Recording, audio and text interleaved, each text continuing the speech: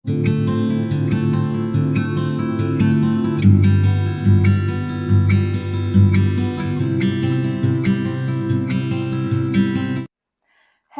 mga ka-El Cribs at sa mga followers ko dyan at sa mga new pa, please don't forget to subscribe my channel, El Cribs Vlog. At ang ating episode for today ay gagawa tayo ng apple jam. So, samahan niyo ako hanggang sa matapos ang ating paggawa ng ating apple jam. So, let's go! Itong apple na ito ay 2 kilos ito at ito ay ating babalatan ngayon. Now is done. Ang kasunod ay tatanggalan natin ng gitna or buto sa gitna. May extra ako na pangtanggal sa gitna ng apple. Ito ang aking gamit ngayon. Kung wala naman kayo nito ay pwede nyo namang gawin ng gamit ang kutsilyo. Ayan, yung gitna ng apple ay atin nang natanggal. Mas mabilis kasi pag ito ang gamit ko. Ayan, natapos na natin tanggalin ang buto sa gitna ng apple. Gagawin natin ngayon ay hihiwain natin ito ng manipis. After ko siyang mahiwa lahat, tinitimbang ko siya ulit kung ilang kilo ang natira sa ating apple. Bali, ang apple ngayon ay 1 kilo and 250 grams na lang siya. Yan yung natira sa 2 kilos kanina. So ngayon ay atin itong lulutuin. Nilalagyan ko siya ng isang sitrona and then 1 cup of water. Haluin natin ito at i-open natin ang ating kalan sa medium heat lang siya. Then mag-add tayo ng sugar, 500 grams ang ginamit ko dito. At ito'y isama-sama natin silang lahat at pakukuluin natin hanggang sa maluto ang ating apple.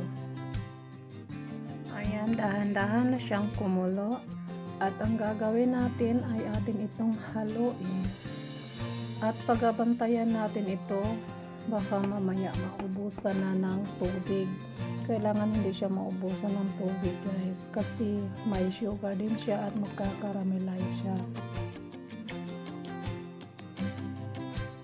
Ayan, malapit na maluto ang ating apple. So tingnan nyo yung kulay niya ay nag-iiba na siya.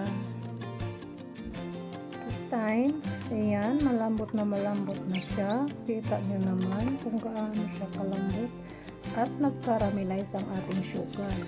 Gagawin natin ngayon ay stample natin yan or durugin. Kung mayroon man kayong mixer, gumamit kayo ng mixer.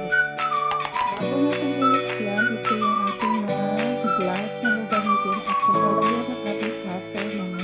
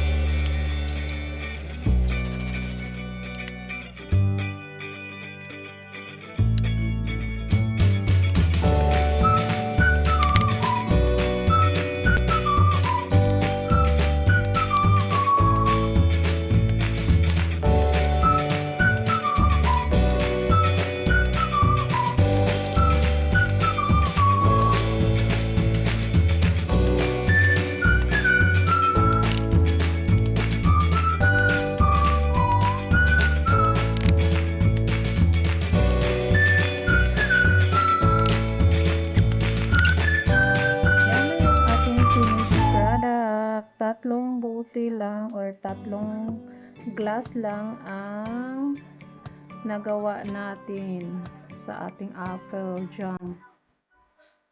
That's all for today, guys, and thank you so much for watching, and please don't forget to subscribe my channel, Vlog, leave a comment